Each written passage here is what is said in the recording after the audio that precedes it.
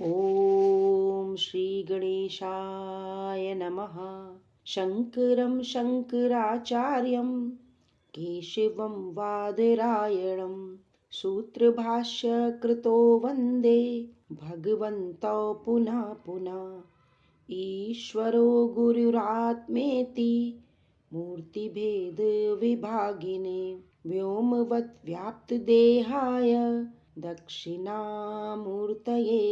नमः।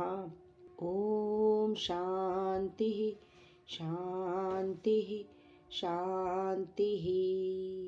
आप सभी साधकों के हृदय में विराजमान ईश्वरीय सत्ता को मेरा शत शत नमन। बंधुओं, मैं ज्योति त्रिपाठी आप सबके समक्ष आचार्य शंकर द्वारा रचित ग्रंथ भज गोविंदम की व्याख्या हेतु पुनः उपस्थित हूँ। अब तक हमने इस ग्रंथ के 22 श्लोकों की व्याख्या की है। आज श्लोक संख्या 23 की व्याख्या होनी है। मित्रों, आचार्य ने हम सबको अपने ग्रंथ के माध्यम से जीवन को जीने की कला बताने का प्रयास किया है, और यद्यपि हम उसे अपने जीवन में अपनाते हैं तो निश्चित रूप से जीवन तो चलेगा ही, लेकिन हम मुक्त होकर जी सकेंगे। जीवन में एक हल्कापन होगा। जो दुख महसूस होते हैं वो दुख महसूस नहीं होंगे। आएंगे पीड़ाएं आएंगी, कष्ट आएंगे, लेकिन हम दुखी नहीं होंगे।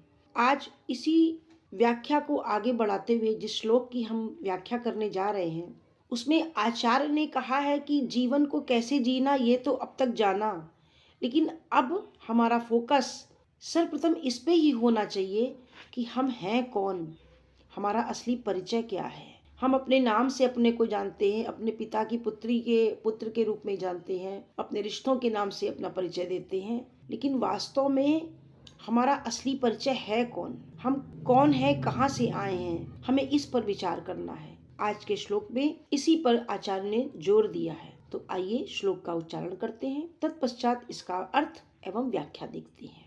कस्त्वं कोऽहं कुत आयातः कामे जननी को मे तातः इति परभावय सर्वं सारं विश्वं त्यक्ता स्वप्न विचारं भज गोविंदम गोविंदम भज मूढ़मते। मित्रों, इस श्लोक का अर्थ है, तुम कौन हो, मैं कौन हूँ, मैं कहाँ से आया हूँ, मेरी माँ कौन है, मेरे पिता कौन है। इस संपूर्ण विश्व को स्वप्नवत सारहीन समझकर त्यागने में ही हमारा कल्याण है। और तत्व की जिज्ञासा, तत्व क्या है, ये जो होनापन है ये क्या है, यही हमारा परम उद्देश्य जीवन का होना चाहिए। मित्रों, इस संसार में प्रत्येक व्यक्ति का जो जीवन है वो आपसी संबंधों के जाल में उलझा हुआ है। ये जो अस्तित्व रूप की जो चादर में मनुष्य और उसके दूसरों से जो संबंध है, उनका ताना बाना है, वो एक दूसरे से जुड़ा हुआ है। अपने में और अपने चारों तरफ जो भी चीजें हम पाते हैं उसमें उचित और सही संबंध रखने के लिए, स्वस्थ संबंध रखने के लिए ये जरूरी हो जाता है कि हम अपने को अच्छी तरह समझें और पहचानें। जब हम अपना खुद का परिचय सही जानते हैं तो हमारे द्वारा जो भी कृत्य होता है वो सही दिशा में होता है और किसी भी प्रकार के दुख से दूर रखने वाला होता है। उसी तरीके जब हम स्वयं को जानेंगे, भूलवश भ्रमवश जीवन नहीं जिएंगे, एक प्रकार से नशे में यानी अपनी मदमस्ती का जीवन नहीं जिएंगे, तो ही हम स्वयं को पहचान सकेंगे और अपने संबंधों को भली भांति से निभा सकेंगे। क्योंकि नशे में होने के कारण या किसी दूसरे अन्य कारण से अगर हम भूल जाएं कि हमारा संबंध आस पड़ोस से अवश्य हानिकारक हो सकता है, नुकसानदायक हो सकता है। जीवन में हमें विश्व के साथ संपर्क रखना है, और वो भी बुद्धिमानी के साथ। यही सजगता है, यही अलर्टनेस है। इसलिए सबसे अधिक उपयोगी जिंदगी में कोई चीज है तो दोस्तों वो है ज्ञान, समझ, चीजों को जानना, अपने को जानना। क्योंकि हमें अपना ही ज्ञान अगर नहीं है तो हम असामान्य हो जाते हैं, और या तो पागलों की भांति या नशे में चूर मूर्खों की भांति हमारा व्यवहार संसार में आता है।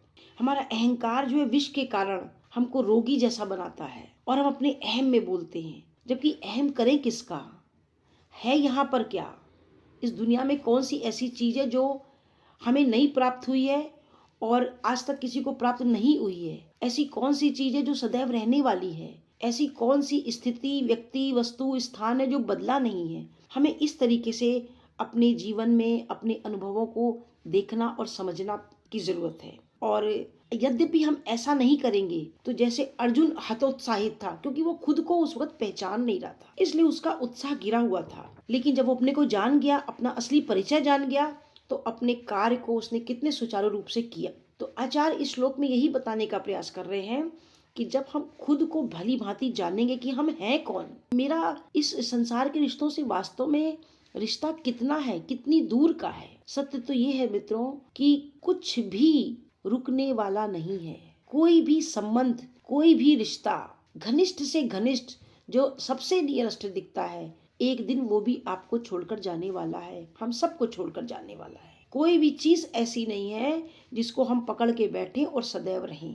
यही इस दुनिया का परम सत्य है और इसी सत्य को हमें जानना है। अक्लमंदी के साथ, भले ही वे आकांक्षाएं बाहरी दुनिया के बारे में हो या अपने अनुभवों के विषय में, हमें उसे गहराई से समझना है। मित्रों, जीवन में देखा गया है कि जब किसी वस्तु का ठीक ठीक बोध नहीं होता, तब उसके संबंध में अनेकों व्यवधाएं, आशंकाएं उत्पन्न होती हैं। जब हमें ठीक से ज्ञान नहीं होता, तब हम अपनी भावनाओं के अनुसार उन्हें समझते हैं और सही गलत का निर्णय कर लेते हैं। और इसी भावनाओं की तरह इमोशनली हम अटैच हो करके अपने मन मस्तिष्क में इस विश्व का, इस दुनिया का, इस संसार का एक चित्र बना लेते हैं, जिसमें बहुत सारी चीजें हमें असामान्य प्रतीत होती हैं, कुरूप प्रतीत होती हैं। अर्थात होती कुछ है, हमें दिखता कुछ है। ऐसा अक्सर आपने अगर अपने अनुभवों को ध्यान में दर रखकर इस बातों को विचार करेंगे तो आपको मेरी बातों में सत्यता नजर आएगी। हम अपनी भावनाओं में, अपने विचार के अनुसार, अपने ज्ञान के हिसाब से सामने वाले व्यक्ति के बारे में, उसकी परिस्थितियों के बारे में, अपने सुख को लेकर के उसकी परिस्थितियों के बारे में अपने ही दिमाग में एक चित्र बना लेते हैं। और वेदांत और आध्यात्मिक शिष्य के लिए यही एक शिक्षा है कि वो अपने आप को अपने अंदर एक वैज्ञानिक दृष्टि रख के पूरी जानकारी को प्राप्त करिए कि मैं हूँ कौन। ये जो मेरे साथ घटनाएं घट रही हैं, सब कुछ बदल रहा है, सब कुछ चेंज हो रहा है, मेरा मन बदल रहा है, मेरी अपनी इच्छाएं, अपनी खुशियां बदल रही हैं। कल जिन चीजों में हमें खुशी दिखती थी, हमको बचपन में खिलौने में खुशी दिखती थी, अब हमें खिलौने में मजा नहीं आता है। पहले हमें गॉसिप में मजा आता था, अब हमें उसमें मजा नहीं आता है। तो है क्या? ये एक साइंटिफिक अप्रोच के साथ जब हम इन चीजों को विचार करेंगे, तभी हम अपने को जान पाएंगे। हमारी उत्पत्ति कहाँ से हुई है, इसकी खोज करनी है। किसी वस्तु को बिना परीक्षा किए ठीक प्रकार से स्वीकार नहीं लेना है। तर्क के साथ अपनी बुद्धि का उपयोग करते हुए हम कहाँ से आए, हम कब, किधर और कहाँ जाएंगे। जितने लोग हमारे साथ थे, न जाने कितने मित्र थे, कितने रिश्ते थे, नानी, दादी, बाबे, चाचा, बहन, भाई, वो सब लोग कहाँ चले गए। कल वो बोल रहे थे, हमारे साथ खेल रहे थे, लड़ रहे थे, झगड़ रहे थे, आज वो कहीं नहीं है। कहाँ है वो मेरी माँ, कहाँ है वो मेरे पिता, कहाँ है वो मेरी बहन। हमें ऐसे विचार करना है, हम हैं कौन, हम क्या हैं जिससे हम परमानेंट जुड़े हैं। हमको ये नहीं लग रहा है कि हम जो 20 साल पहले थे वो आज हम नहीं हैं। लेकिन जब हम शीशे में देखते हैं तो हमें अपने अंदर परिवर्तन दिखता है। इस शरीर के अंदर हम 20-25 वर्ष पुरानी अपनी जब फोटो देखते हैं तो हमको लगता है कि हम ये हैं, लेकिन हमारा जो होना है इसमें परिवर्तन नहीं आया। तो ये जो होना है, यही तत्व को जानना है, यही जो है अस्तित्व है, इसको ही जानना है। वास्तव में मेरी माँ है कौन, पिता है कौन। इस श्लोक में हमें बताया गया है कि इन सब जिज्ञासाओं के माध्यम से ही हम अपनी आकांक्षाओं को दूर करके किसी भी वस्तु का वास्तविक ज्ञान प्राप्त कर सकते हैं। क्योंकि हमारी जो इच्छा होती है, हम बस उस इच्छा के ही चारों तरफ घूमते हुए चीजों को, लोगों को, परिस्थितियों को, हालातों को, अपने रख रखाव को, अपने वातावरण को पाना चाहते हैं, लेकिन वो सब टेम्परेरी है। तो हम चाहते हैं, ये हम कौन है, कौन चाह रहा है, इसको जानने का प्रयास करना है। अभी हमारे लिए संभव नहीं है। क्यों? क्योंकि हमारा जो मन है वो तैयार नहीं है। हमने अपने मन में इतना कुछ भर लिया है कि इस वास्तविकता को खोजने के लिए हमारे पास समय नहीं है, हमारे पास घर के काम है, हमारे पास रिश्तेदारी को निभाना है, हमको समाज को संतुष्ट करना है, हमें पत्नी को संतुष्ट करना है, हमें पुत्र को संतुष्ट करना है, अब पुत्र का जीवन स्टैब्लिश करना है, अब पोते का जीवन स्टैब्लिश करना है, हमें अभी अपनी सारी रिटायरमेंट की तैयारी को करना है, उस पैसों को वो करना है, इंजॉय करना है, अभी ये देखना। हम इन सब में फंसे हुए हैं, जबकि हम बहुत बार ये सब करते हुए चले आ रहे हैं, लेकिन हम पूर्ण तरीके से शांत और स्थिर नहीं हो पाए। 15 साल पहले हमारी ज़रूरत थी कि हमें बहुत बड़ा वकील बनना है, फिर हमारी ज़रूरत वो कम हो गई, वो सेकेंडरी लगने लगी, उसमें तत्व नहीं दिखने लगा ये सार है, नहीं है, ये तो खत होता रहेगा। मित्रों, हम जिस भी क्षेत्र में किसी एक ऐसे को ढूंढने जाएं जिसके समान कोई ना हो, एक भी व्यक्ति ऐसा नहीं मिलेगा। इस संसार में परमात्मा न जाने किन किन रूप में आते रहते हैं और जाते रहते हैं। हमको जानना है हम हैं कौन, हमें अपना आत्मनिरीक्षण करना है, हम क्या चाह रहे हैं। अभी हमारा मन विश्व की चटक मटक में लगा हुआ है, जब तक हमें उससे छुट्टी नहीं मिलेगी तब तक हमने अंदर की खोज करने का समय नहीं रहेगा। हमें खुद को समझना है कि हमारी जो आवश्यकताएं हैं और जो हमारी अनंत इच्छाएं हैं, इनमें भेद क्या है, इन इच्छाओं को हम कब तक पूरा कर सकते हैं और कितनी इच्छाओं को हमने पूरा किया, फिर हम रुक क्यों नहीं पाए। रोज नए मोबाइल आएंगे तो रोज मेरा जी बदलेगा, 4G 5G 3G 8G, इसकी कोई सीमा नहीं है। ठीक इसी तरीके से हमारे अनंत इच्छाओं की कोई सीमा नहीं है, और अगर हम ठहर जाएंगे, स्थिर होकर जानने की कोशिश करेंगे, तो फिर हमको लगेगा सब कुछ यहीं पर है, कुछ भी ऐसा नहीं है जिसको पकड़ के बैठा जाए। आना और जाना और उस आने जाने को बस इंजॉय करना है। इसीलिए मैंने पिछले श्लोकों में कहा है कि जीवन न भूत में है न भविष्य में है, जीवन सिर्फ और सिर्फ वर्तमान में है। हम जिस भविष्य की तैयारी करते हैं वो भविष्य जब हमारे समक्ष आता है